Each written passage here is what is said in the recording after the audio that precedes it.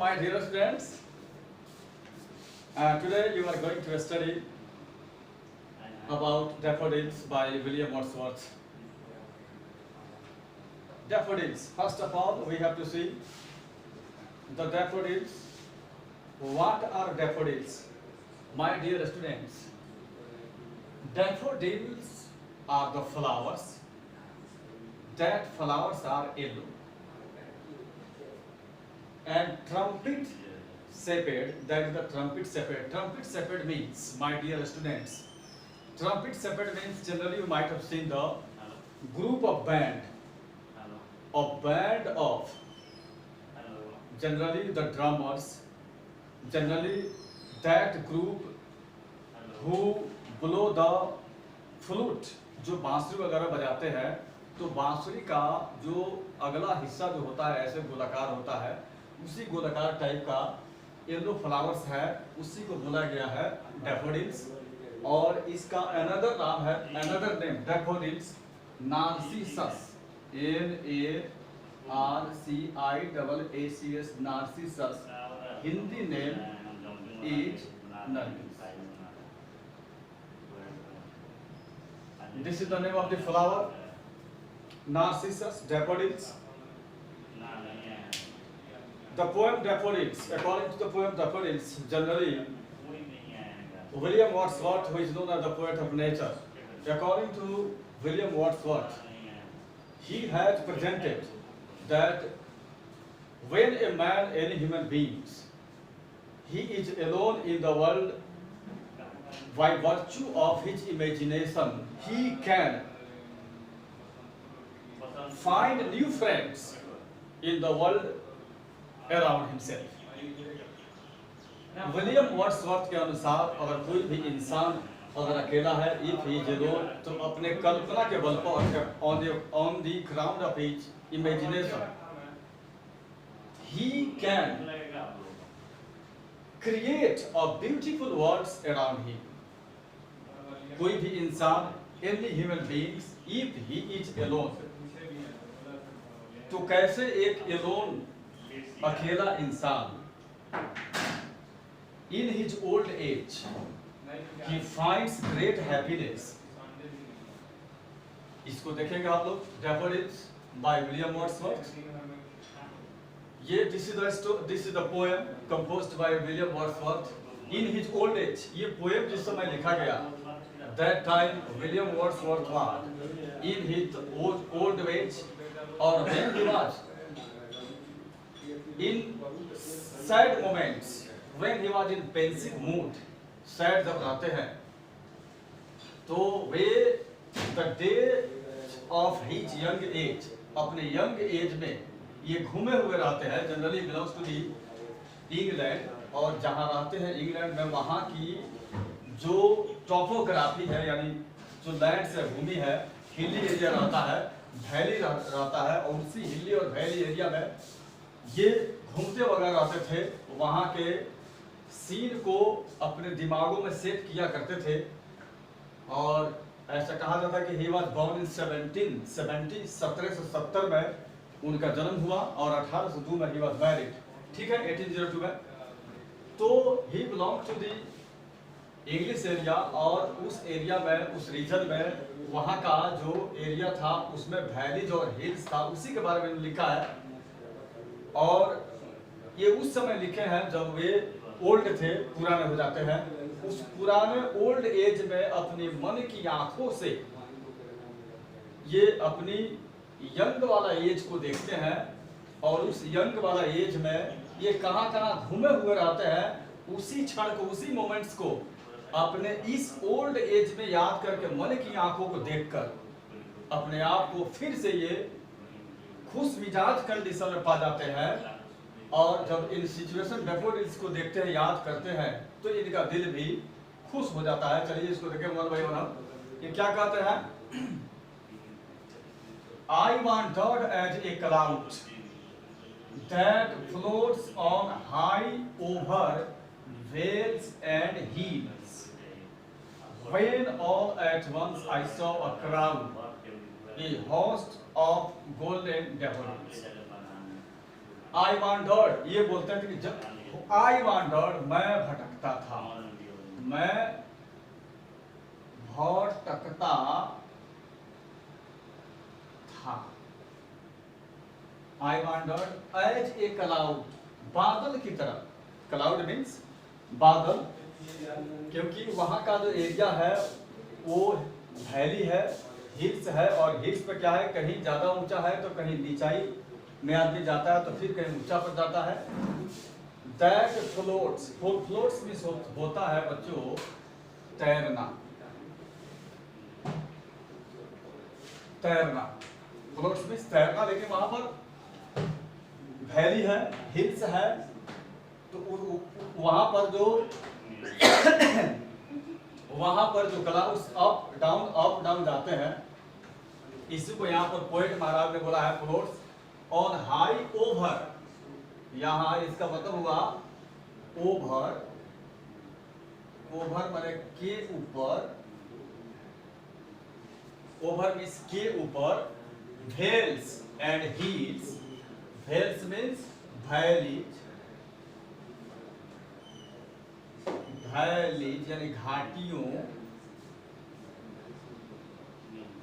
घाटियों and hills पहाड़ियों। अब यहाँ फिर देखेंगे हम, आई वांडर्ड एज ए क्लाउड, अपने यंग एज की जब जिस समय ये घूमे थे ये अपने उस एरिया में, उन वादियों में, तो उस समय उस क्षण को याद करते हैं कि आई वांडर्ड, मैं भटकता था, एज ए क्लाउड जैसे बादल ऊपर नीचा हिली एरिया, पहाड़ी एरिया में करता है, that floats on high over vales and hills, जो घाटियों और पहाड़ियों के ऊपर ऐसे करता है।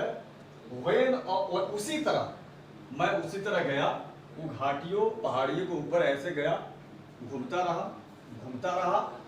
When all at once I saw a crowd, when यानी जब, जिस समय, ऑल एट वंस अचानक सब के सब, आई सॉ ए क्राउड, मैंने देखा एक भीड़। जनरली क्राउड में होता है लोगों का भीड़, यहाँ पर the poet has compared the daffodils, group of daffodils यानी फूलों का वहां पर ग्रुप देखते हैं, क्या बोलते हैं यहाँ देखिए, a host of golden daffodils. My dear, यहाँ होस्ट का मतलब होता है यहाँ पर ग्रुप होगा,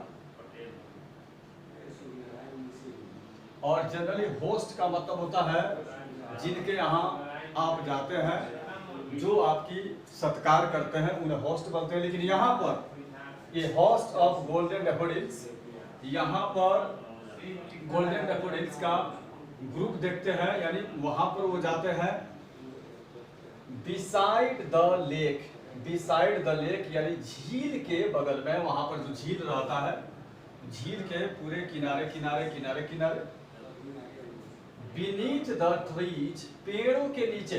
चलिए, बिसाइड का मतलब होता है, बिसाइड मीन्स के बगल में, बीनीथ के नीचे, यहां पर देखिए, beside the lake, beneath the trees, fluttering and dancing in the breeze. और ये जो पत्ते जो है वहां पर जो हिल वैली एरिया में, वैली में जो हवाएं आते हैं, दैट हवाओं को हम लोग बोलते हैं ब्रीज, BREEZE। फ्लटरिंग यानी हवा के कारण जो पत्ते जो है मूव करते हैं, हिलते हैं, that is known as fluttering, that is known as FLUTTER, fluttering यानी moving in the air, in the wind. Wind जब आता है, क्योंकि वैली वाला एरिया जहां घाटी हो, जहां घाटी रहते हैं, पहाड़ी रहते हैं, तो वहां जो हवाएं चलते हैं उसको बोलते हैं ब्रीज, BREEZE, ठंडा ठंडा मंद हवा। और अब क्या होता है कि फ्लटरिंग यानी पत्ते हवाएं में हिल रहे हैं, फड़फड़ा रहे हैं, फ्लटरिंग। और यहाँ पर हो गया पत्तों का जोर से हिलना, यहाँ पर होगा हिलना।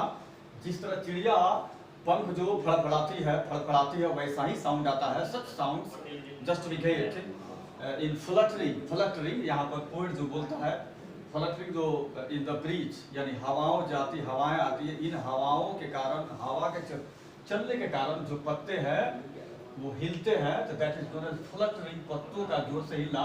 डांसिंग इन द ब्रीज, अब जब पत्ते हिलते हैं तो ये हमारे विलियम वर्ड्सवर्थ साहब इतने अटैच्ड है, इतने जुड़े हुए हैं तन मन, इतने मन से, ये इतना इमोशनली अटैच्ड इन सीन से है, इन पत्तों से है कि इनको लग रहा है कि वो लोग डांस कर रहा है।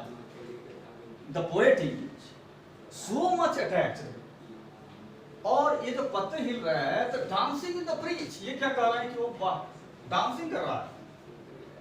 तो ये dancing in the breeze, the waves beside them danced. अब क्या होता है कि जो वेव्स है, झील है, झील का जो पानी है उसके किनारे किनारे जो डैफोडिल्स है, तो आप जनरली जब हवाएं चलेंगी तो रिपल्स बनता है पानी पर, क्या गोला गोला ऐसे ऐसे बनता है, तो उसी का नाम है वेव्स, जिसको हम लोग बोलते हैं लहरें, जिसको हम लोग बोलते हैं लहरें।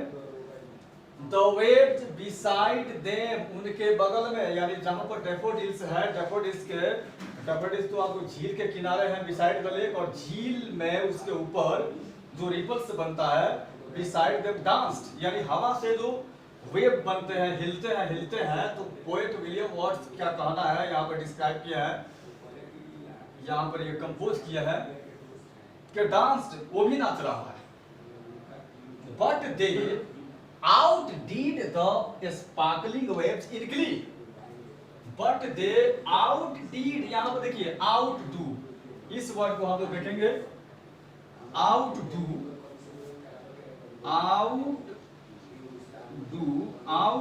का मतलब होता है किसी से अच्छा कर जाना, किसी भी वर्क में किसी से अच्छा कर जाना, किसी वर्क में या खेल हो या किसी चीज में किसी से अच्छा कर देना, आउट डू यहां पर ध्यान देंगे। बट दे का मतलब है यहाँ दे मीन्स हमारा ये डैफोडिल्स का क्या है, डैफोडिल्स आओ इधर, चलो इसको, but they I mean the daffodils outdo, ध्यान दे, यहाँ पर ध्यान दे आप, outdo मीन्स किसी से अच्छा कर देना, ठीक है, बट दे outdid यानी अच्छा कर गए, द स्पार्कलिंग वेव्स, यानी जो वेव्स है वो वहां पे सनलाइट में चमक रहे हैं। स्पार्कल मीन्स माय डियर चमकना यानी चिनगारी का निकलना होता है, चिनगारी का निकलना, स्पार्कलिंग, लेकिन यहां पर चिनगारी तो निकल नहीं रही थी। Here was the shining brightly in the sunlight के कारण यहाँ पर वेव जो है शाइनिंग ब्राइटली इन ग्ली, यानी इन ग्ली मींस बड़े ही एकदम अत्यधिक आनंद में, अति आनंद में, इन Glee, in great delight,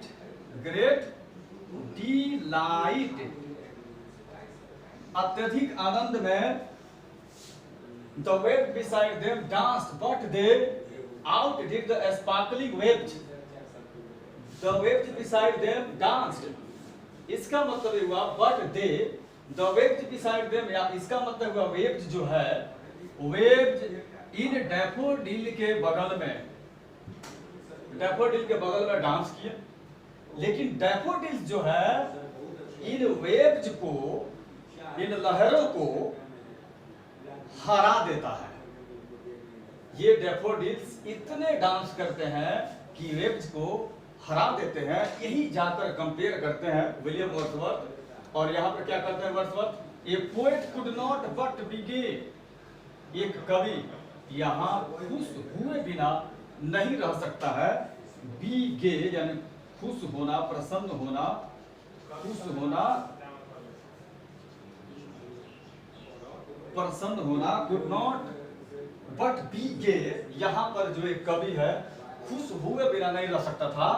in such a laughing company, laughing company means काफी फनी कंपनी। आप जनरली देखोगे when you are going to, when you go on any trip, then you find there are some friends, कुछ ऐसे दोस्त जाते हैं आपके साथ कि वे काफी एंटरटेनमेंट करते हैं, आप कभी हंसी मजाक वगैरह करते हैं तो आपका समय बहुत बढ़िया से कटता है।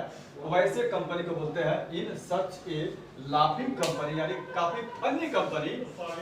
और ये जो सीन देख रहे हैं डैफोडिल्स, द सीन डैफोडिल्स ये डांस कर रहे हैं, उसके अगल बगल में जो है जो वेव्स है वो भी डांस कर रहे हैं, और दोनों के डांस कंपटीशन को ये देख रहे हैं विलियम वर्ड्सवर्थ, और देखते हैं कि उस डांस कंपटीशन में into that dance competition daffodils outdo the sparkling waves in glee. उस स्पार्कलिंग वेव्स को डैफोडिल्स हरा देते हैं। तो इसी सीन को बोलते हैं poet, a poet could not but be gay in such a laughing company.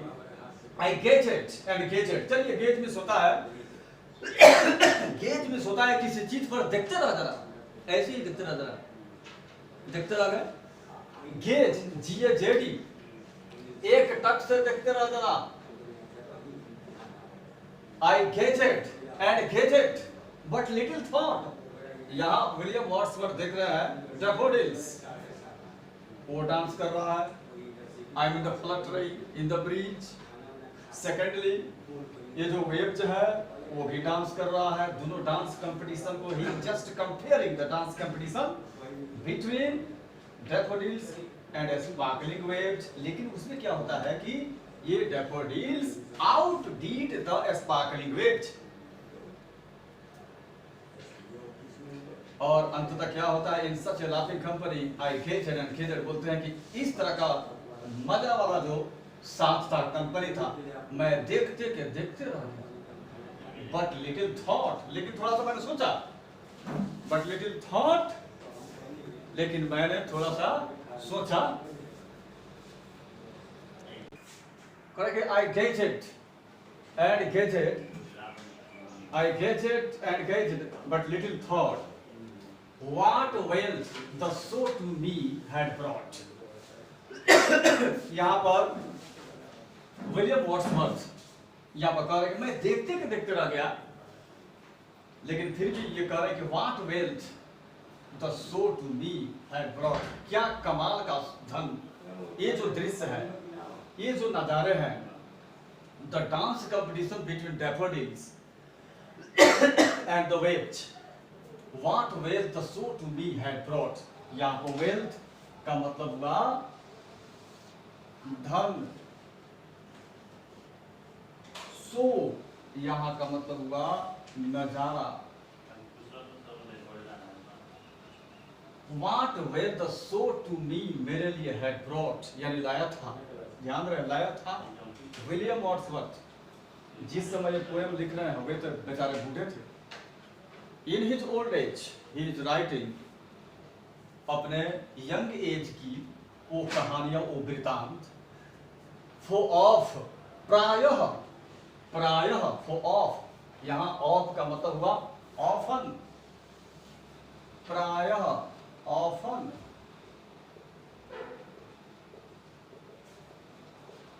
Often when on my couch I lie, couch means comfortable जो होता है बैठने वाला, सोफा वगैरह आराम से। For often when on my couch I lie, अपने sofa पे I lie जब पड़ा हुआ रहता हूँ, I lie मतलब बेड पर लेटना भी होता है, लेकिन यहाँ पर ये जो है काउच यानी सोफा, कंफर्टेबल फर्नीचर की बात है। यहाँ पर जब पड़े हुए रहते हैं इन वैकेंट और इन पेंसिव मूड। वैकेंट मीन्स खाली दिमाग, खाली दिमाग,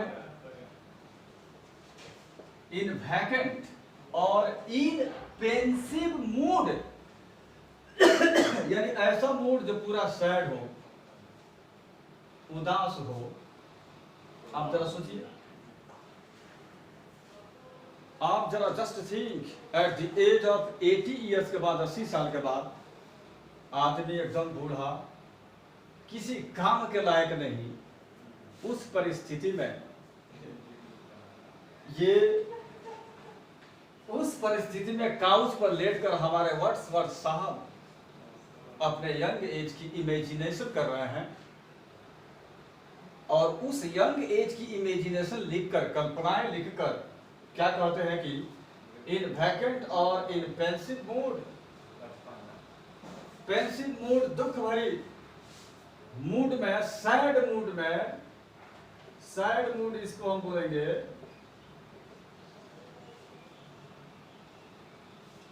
दे flash up on that inward I. They flash का मतलब ध्यान दें, दे फ्लैश यानी डैफोडिल्स, ध्यान रहे, daffodils, they flash on that inward I. Flash means होता है चमक उठना। Generally at the time of, generally you might have seen that in the video वगैरह जो कैमरा से लिया था उसमें फ्लैश लाइट निकलता है, तो उस चमक को बोलते हैं शाइनिंग। आपको इंस्टेंट लाइटनिंग होता है, तो कह रहे हैं कि फ्लैश अप, चमक उठते हैं, चमक उठते हैं on that inward eye. Inward eye का मतलब मन की आंखों, mind's eye. Inward eye means mind's eye, mind's eye, ध्यान हो माय डियर, एम से बहुत चीज होता है, माइंड्स आई, दैट इनवर्ड, मन की आंखों के सामने फ्लैश चमक उठते हैं, which is the bliss of solitude। bliss का मतलब होता है आपको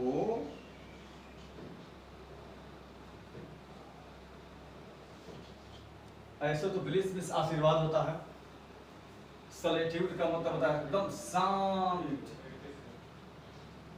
अब कहीं भी आप चिंतन मनन करेंगे, बहुत जैसे आपने सुना होगा कि फलान राजा ने इतने वर्षों तक तप या तपस्या किया था, तो बहुत शांति से आप चिंतन मेडिटेशन कर रहे हैं, तो वो आप सॉलिट्यूड में है, you are in the solitude. उस सॉलिट्यूड में धीरे धीरे जो आपको शांति मिलती है उसको कहते हैं ब्लीस।